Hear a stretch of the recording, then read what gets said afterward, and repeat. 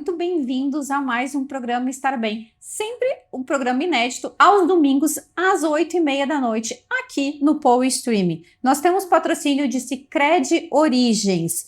Começo de ano pede novos planos e novas conquistas. Se o seu sonho é um carro novo, conte com o Sicredi Origens. Aqui você pode financiar até 90% do valor dos seus veículos com as taxas que cabem no seu bolso. É um atendimento próximo. Sicredi é ter com quem contar. E também para a Clínica Dr. Gilberto Nunes, Cardiologia Intervencionista. Nós temos o apoio de Shopping Total presente a todo momento há mais de 20 anos. Home 7200, sofisticação, originalidade, tem tudo lá para a sua casa e ambientalize. Ambientes inesquecíveis lá para o seu evento. Vocês podem nos assistir ao vivo pelo nosso canal do YouTube, pelo canal 160 da Soul TV, pelo canal 15 RBTV para Serra Gaúcha e, claro, nos nossos aplicativos que estão disponíveis para Android e iOS e também nas TVs Samsung, LG e Sistema Roku. Hoje eu estou recebendo a oftalmologista, a doutora Bruna Heimer, que é especialista também em plástica ocular, para falarmos sobre um assunto que todo mundo tem interesse, a blefaroplastia. Muito bem-vinda, doutora, boa noite. Obrigada pelo convite, um prazer estar aqui. Então, o que é afinal a blefaroplastia? O que é a blefaroplastia? Então, a blefaroplastia é a cirurgia palpebral, onde a gente remove o excesso de pele e bolsas de gordura, tanto da pálpebra de cima como da pálpebra de baixo. Então, aquele paciente que tá com dificuldade de maquiar porque tem uma pelezinha sobrando, bolsas de gordura na pálpebra inferior que dá aquele aspecto cansado, pele craqueladinha, aquele olhar que parece que tá envelhecido e a pessoa não se sente daquela forma. Às vezes isso é indicação de blefaroplastia. E existe, assim, uma idade específica para cirurgia, um momento que seja o melhor da vida? Então, essa pergunta é uma pergunta super recorrente, assim, no consultório. E, na verdade, a resposta é a seguinte: não existe idade para blefaroplastia. O que existe é indicação técnica, tá? Então, depende muito dos fatores genéticos, dos fatores de hábitos de vida e tudo mais, estilo de vida. Pacientes jovens, às vezes, têm excesso de pele e pacientes mais idosos, às vezes, não têm, né? Então, a gente tem que avaliar e tendo indicação técnica, então, tendo excesso de pele, tendo excesso de bolsa de gordura, não importa a idade, se aquilo está incomodando o paciente, obviamente, tem indicação de cirurgia. Tá? E quando o paciente vai fazer uma avaliação, pode acontecer algum caso da paciente querer fazer a blefaro e não ter indicação para esse procedimento? Com certeza, por isso que é tão importante. Assim, me olhei no espelho e acho que eu sou uma candidata a blefaro, eu vou avaliar. Então, a paciente chega no consultório e a gente faz toda uma avaliação. E aí, a partir dessa avaliação, a gente indica ou não a cirurgia. Porque é muito importante não indicar uma cirurgia para quem não precisa, porque, afinal de contas, a gente está falando de pele, de pálpebra, e a pálpebra é a moldura dos olhos, né? Sim. Então, se a gente tira a pele onde não tem a mais, a gente corre um risco grande de ficar com complicações nos olhos mesmo, que às vezes podem durar para o resto da vida. É importante ter essa avaliação precisa, né? Exatamente. Quanto à necessidade ou não do procedimento. Exatamente. E muito se fala, assim, como é que é o pós-operatório? Existe, assim, um tempo grande que tu precisa ficar afastado das suas atividades? É um procedimento mais simples? Como é que funciona? Assim, o procedimento em si, ele é de porte médio, eu diria, tá? Porque é uma cirurgia que a gente chama de ambulatorial. Então, o paciente, ele vai, faz a cirurgia em bloco cirúrgico, mas ele vai no mesmo dia embora para casa, não precisa de internação. É uma cirurgia feita com sedação, o paciente dorme, quando acorda já está na sala de recuperação, ali ele fica fazendo o primeiro gelo durante 1 hora e meia e vai para casa. Os dias mais críticos são os 2, 3 primeiros dias. Nesses dias, eu digo assim, nesses dias esquece da vida. Repouso, gelo, colírio, pomada, repouso relativo, tá? Não é que precisa ficar deitado sem fazer nada. Pode fazer as tarefas domésticas, assim, né? Ver televisão, mexer no computador, mexer no celular, mas tem que ficar mais quietinho mesmo. Para retornar ao trabalho, em geral, eu peço em torno de 5 a 7 dias, dependendo da atividade que o paciente exerça. É importante saber o que o paciente faz, porque isso muda. Se é um paciente que trabalha no computador, é diferente de um paciente que trabalha dentro de um hospital, por exemplo, ou de um paciente que é dentista e vai atender um paciente onde tem mais risco de né, de contaminação. contaminação. Então, depende um pouquinho da profissão, mas em média eu diria em torno de uma semana, que é mais ou menos o tempo que nós vamos retirar os pontos. E normalmente, existe uma cicatriz nesse tipo de procedimento? Ela fica aparente? Como é que funciona? Vamos lá, a cicatriz é assim, na pálpebra de cima, na pálpebra superior, sempre tem cicatriz, tá? Porque tudo que a gente corta, tudo que a gente incisa, acaba deixando uma cicatriz. A cicatriz é feia? Não, em geral a cicatriz é muito discreta, não acho que deva ser um medo a cicatriz, mas ela existe, tá?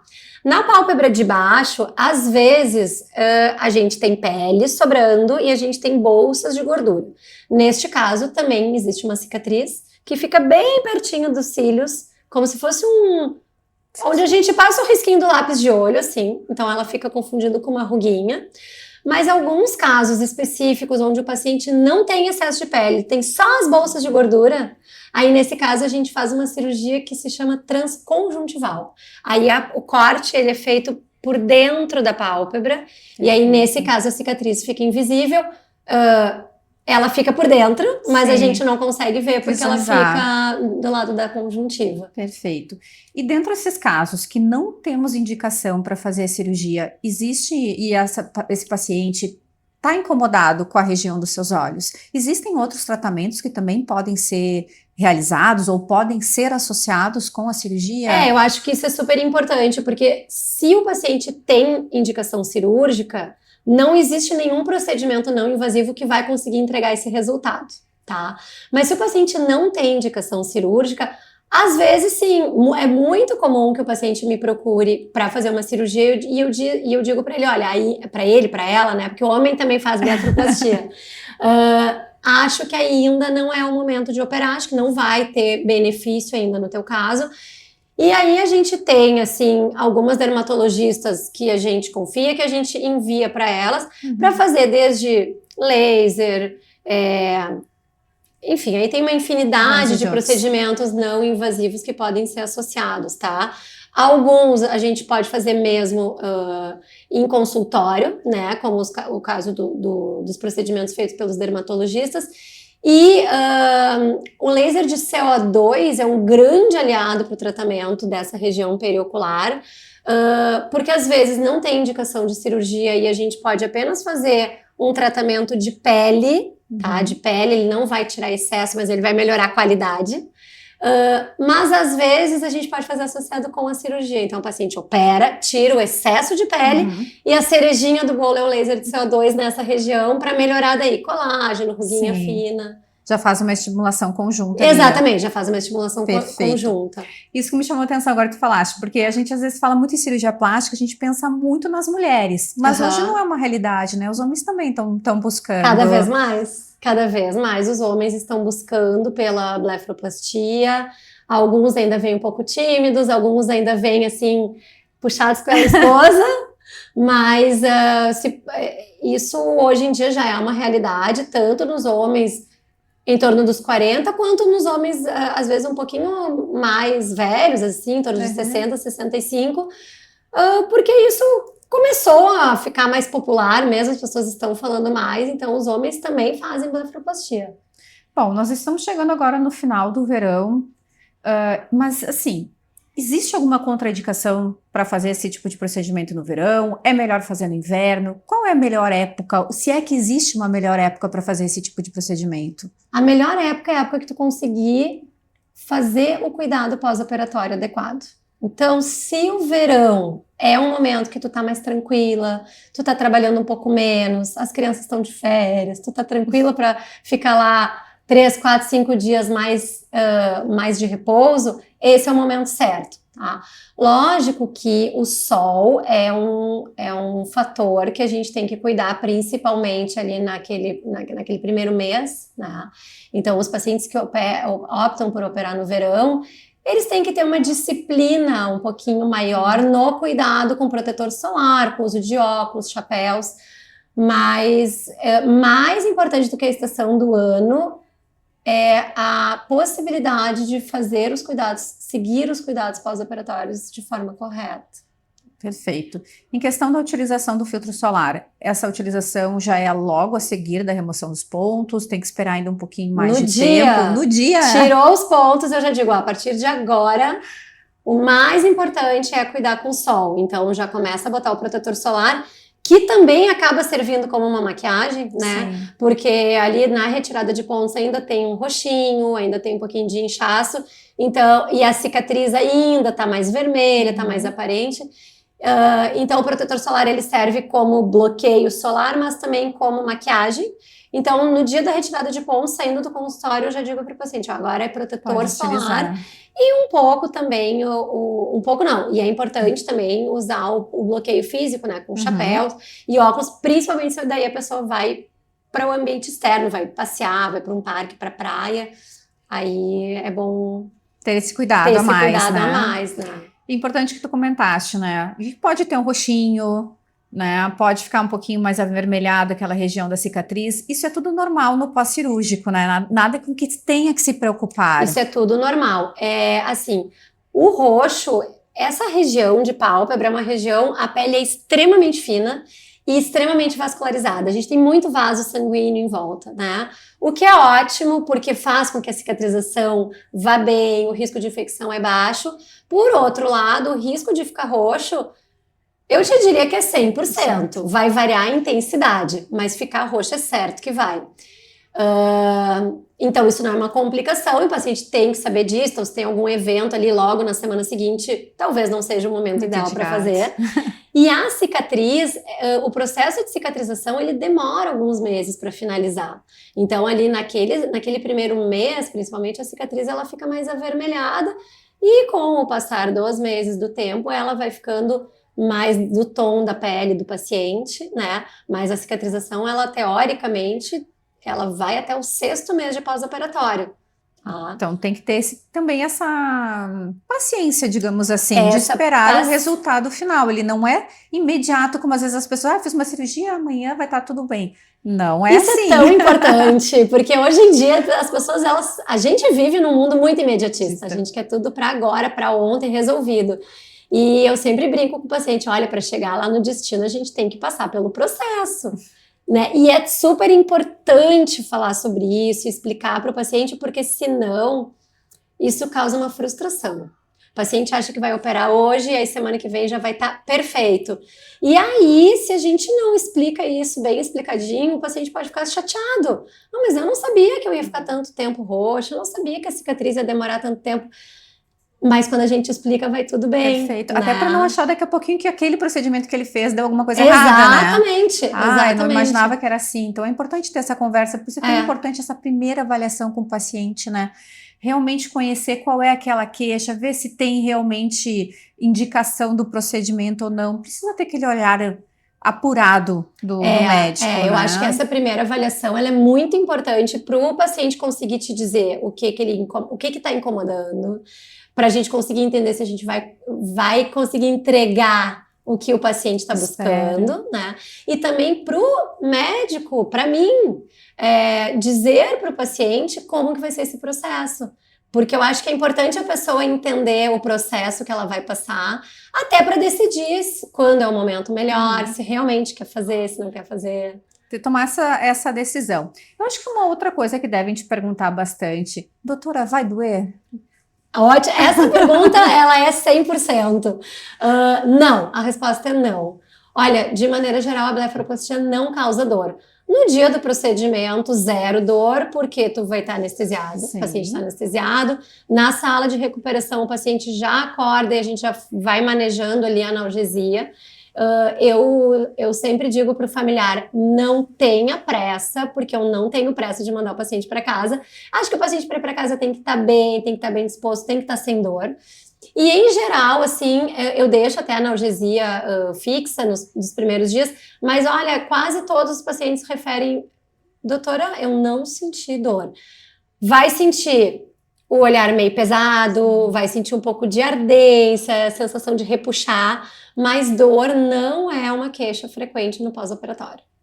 E a cirurgia? Quando a gente pensa numa cirurgia, pensa que vai ser um resultado para sempre. Tá? E não necessariamente é isso que acontece, né? Existe uma durabilidade desse procedimento? Precisa ser refeito ao longo da vida? É que o que acontece é que hoje a gente está operando, às vezes, pacientes mais precocemente do que a gente operava antigamente, né?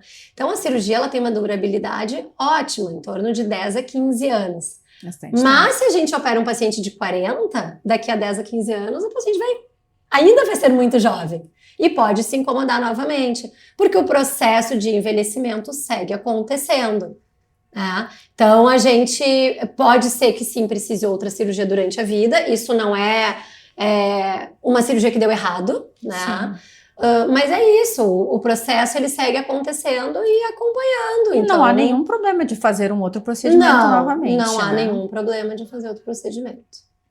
Quais as principais dúvidas que tu observa nos pacientes no teu consultório, além dessas mais básicas, digamos assim, que nós comentamos anteriormente? Vai mudar o formato do meu olho? Isso é uma pergunta muito frequente e às vezes as pessoas não operam por medo de mudar o formato, né?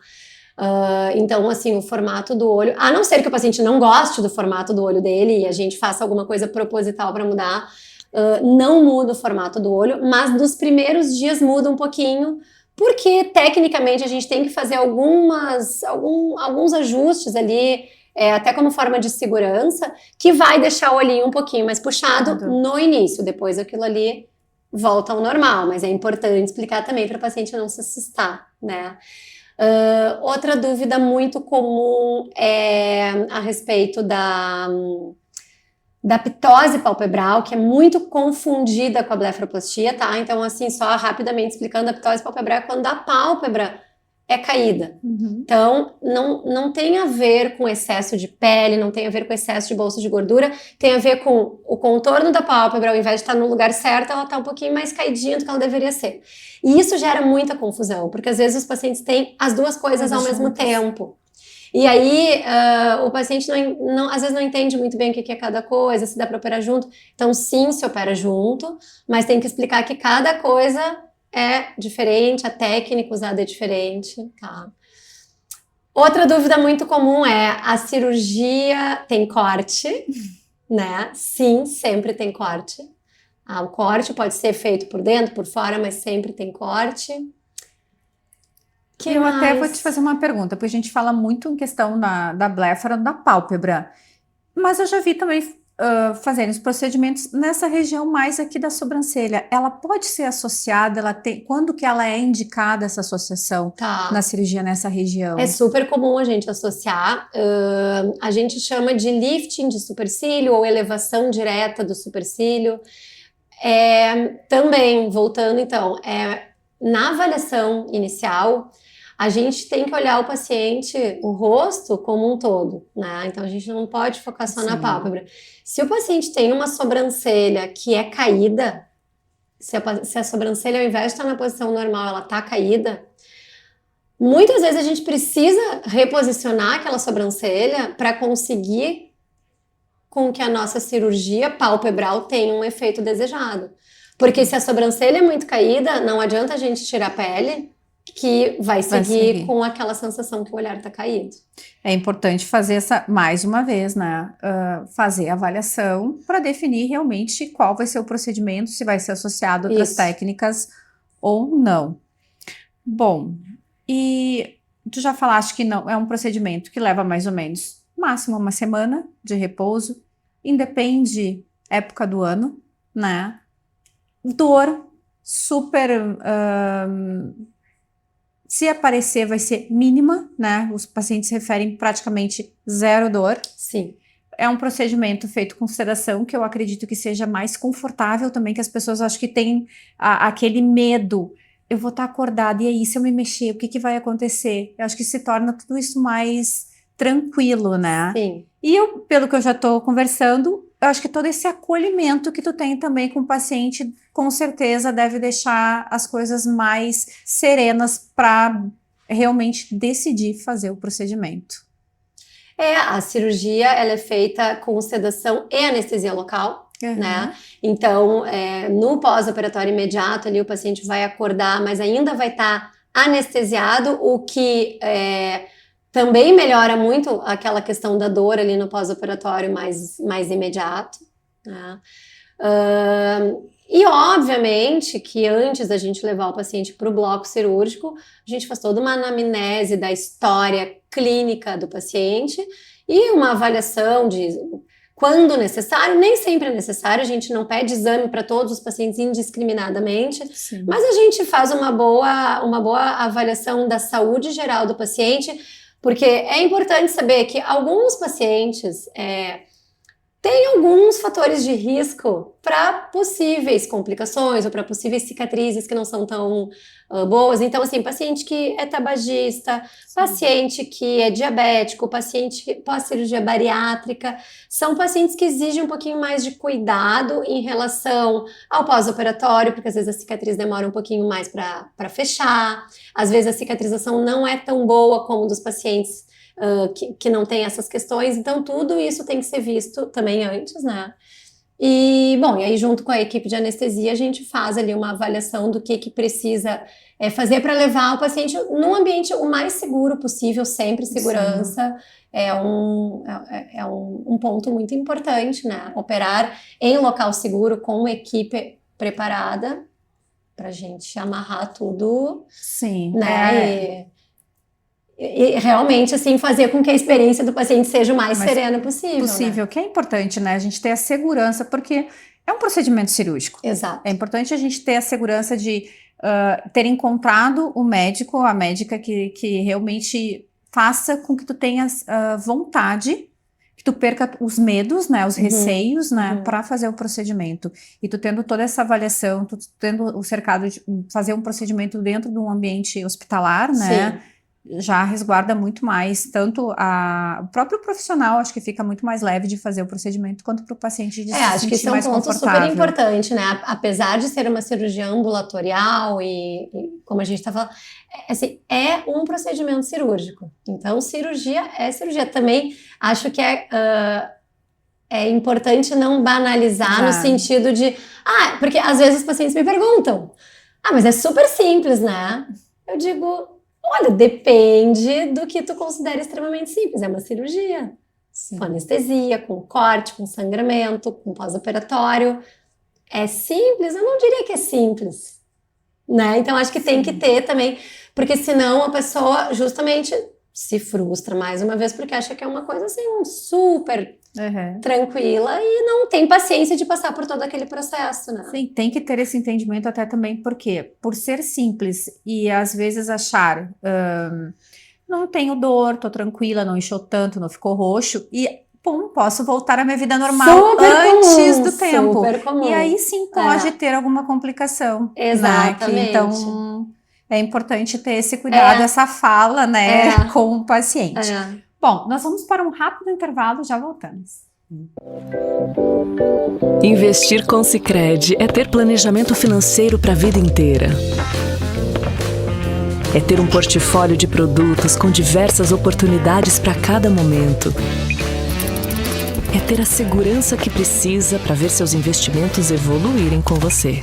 É ter sempre um especialista próximo que entende cada um dos seus objetivos. Investir com Sicredi ao longo da vida é ter com quem contar. Sicredi é ter com quem contar. Bom, vamos voltando ao nosso bate-papo aqui com a doutora Bruna. E a gente está falando muito da blefaroplastia, mas eu acho que é importante também, assim, falar sobre os cuidados que a gente tem que ter com nossos olhos. Quais são os cuidados que tu recomenda que a gente tenha em casa com a saúde ocular? Nada a ver com a cirurgia, tu tá perguntando? Não com a cirurgia, mas também da cirurgia para quem pretende fazer. Isso, se preparando. Isso é super também importante. Como eu falei anteriormente, a pálpebra é a moldura dos olhos. Então, antes de qualquer coisa, a gente tem que saber como que está a saúde ocular. tá? É mandatório, assim, que a gente aumente a lubrificação nos primeiros dias de pós-operatório. Então, o colírio lubrificante é super importante. Não usar lente de contato ali naqueles primeiros dias também eu oriento. Uma higiene palpebral, tá? Claro, se for pós-operatório, o paciente não vai usar maquiagem ali nos primeiros dias, mas de forma geral, né, para todos os pacientes, uma higiene palpebral, tirar bem a maquiagem, lavar bem os cílios, isso evita algumas complicações aí no dia a dia. E no caso dos pós-operatórios, também, porque às vezes o paciente fica com um pouquinho de receio de fazer uma higiene mais vigorosa dos cílios e acaba, às vezes, tendo alguma infecçãozinha ali na borda ciliar que acaba atrapalhando o pós-operatório da blefaroplastia. Tá? Fica mais desconfortável. Então, retirar bem a maquiagem, fazer higiene dos cílios, usar colírio lubrificante, óculos escuros quando for se expor ao sol, com proteção, né? É importante que os óculos tenham proteção e fazer a revisão com o seu oftalmologista uma vez por ano, todo mundo deve fazer. E se alguém está nos assistindo, já ficou com vontade de fazer, mas ainda tem algum receio, o que tu fala para quem tá faltando um pouquinho só para realmente tomar a decisão? Vem conversar comigo. Te encoraja, vai com medo mesmo. A gente brinca, tá com medo, vai com medo mesmo. Que não vai se arrepender do resultado. Vem conversar, vem entender, vem analisar, porque depois a gente pensa com todas as informações, né, na mão, a gente pensa no momento de fazer. Quem vai decidir o momento de operar é sempre o paciente. Isso é importante, né? Tirar todas as dúvidas, confiar no profissional que vai estar assistindo, isso é muito importante. E quem quiser saber um pouquinho mais, consultar contigo, onde pode te procurar em questão de redes sociais? Pode me procurar no meu Instagram, @doutorabrunahimer.oftalmo. Lá eu trago muita informação sobre cirurgia palpebral, oculoplástica, estética, não estética, algumas informações sobre oftalmologia geral, vias lacrimais e consulta comigo na Clínica Vista e a gente conversa bastante e tira todas as dúvidas. Muito obrigada, então nós vamos chegando no final do nosso programa. Eu que agradeço. Tiraste todas essas dúvidas, eu acho que quem já sabia, conhecia o procedimento, ficou sabendo um pouquinho mais, quem não sabia o que era blefaroplastia, acabou sabendo como funciona o procedimento. Então, agradecer a sua presença. Eu que agradeço. Nós vamos ficando por aqui, lembrando que o nosso programa inédito é sempre aos domingos, às 8h30 da noite. Você pode nos assistir pelo nosso canal do YouTube, pelo canal 160 da Soul TV, pelo canal 15RBTV para Serra Gaúcha e, claro, se você não baixou os nossos aplicativos, baixe, ele está disponível no iOS e Android, nas TVs Samsung, LG e também no sistema Roku. Nós vamos ficando por aqui, até o próximo domingo. Até lá!